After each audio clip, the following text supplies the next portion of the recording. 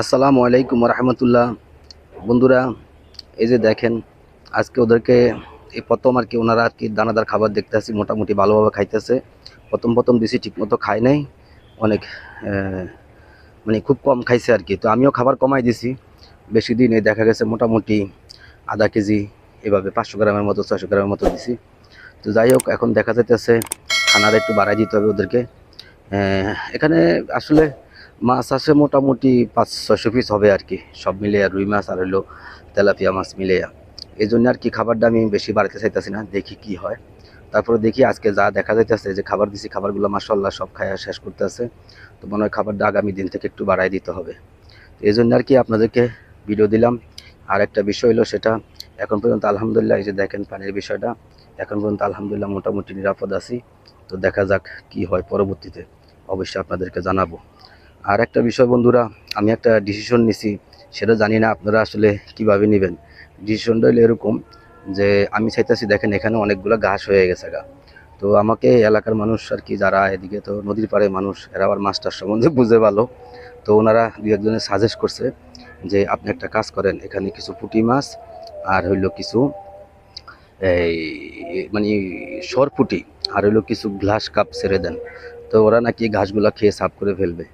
এই যে বলছে ঘাস, এগুলো নরম ঘাস, এগুলো সাফ করার দরকার নাই, এগুলো পানির উপর দিয়ে বাইসা রয়েছে। তো যদি ওই মাছ দিয়ে দিই আর কি, আপনার হইলো কার্পু মাছ, না কার্পু মাছ না, ওনারা বলছে হইলো গ্লাস কাপ, গ্লাস কাপ আর হইলো কিছু সরপুঁটি দিলে নাকি এই ঘাসগুলা খেয়ে ফেলবে।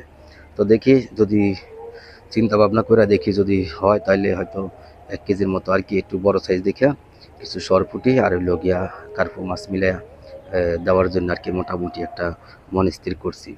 এখন দেখা যাক আল্লাহ পাক কী করে, যদি মালিক দয়া করে অবশ্যই হয়ে যাবে আর কি।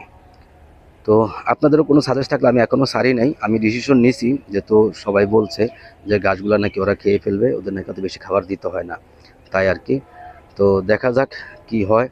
যদি আপনাদের কোনো মতামত থাকে অবশ্যই কমেন্ট করে আপনারা বা মন্তব্য করবেন, আপনারা মতামত জানাবেন মন্তব্যতে, দেখি কি করা যায়। তো বন্ধুরা, এই আর কি আজকের বিষয় এটাই, যে ওরা আলহামদুলিল্লাহ খাবারটা আমি কদিন ধরে দিতে আসি, দানাদার খাবার, আজকে 3-4 দিন। তো আজকে দেখলাম আর কি মোটামুটি ওরা খাবারটা খুবই সুন্দর খাইতে আছে আলহামদুলিল্লাহ। যে দেখেন সবাই যেদিকে যেদিকে খানা আছে, ওরা এই যে সবাই খাইতে আছে। আর আলহামদুলিল্লাহ সাইজটাও মনে হইতেছে একটু বড় হয়েছে ভাবে দেখা যাইতে আছে আর কি। যখন এই যে লাফালাফি করে তখন বোঝা যায়, এখন তো সব চুপচাপ হয়ে রয়েছে। তো যাই হোক, খাবার খাইতে আছে, দেখি কি করে।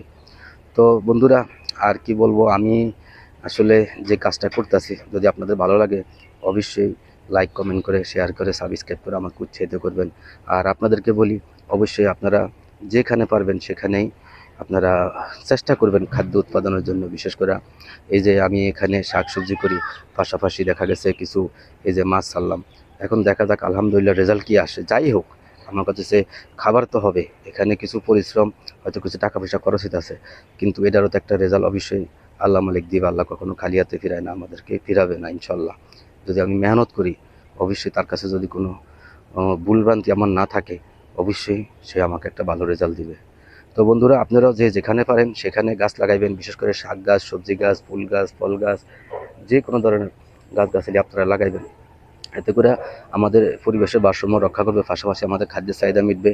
আর প্রকৃতির সৌন্দর্যের কথা কি বলবো, অবশ্যই আপনি উপভোগ করবেন। এতে করে আপনার শরীর স্বাস্থ্য মন সব কিছু ভালো থাকবে। তো ঠিক আছে বন্ধুরা, অনেক কথা বললাম, আজকের মতো রাখি। আপনারা সবাই ভালো থাকবেন। আল্লাহ হাফেজ।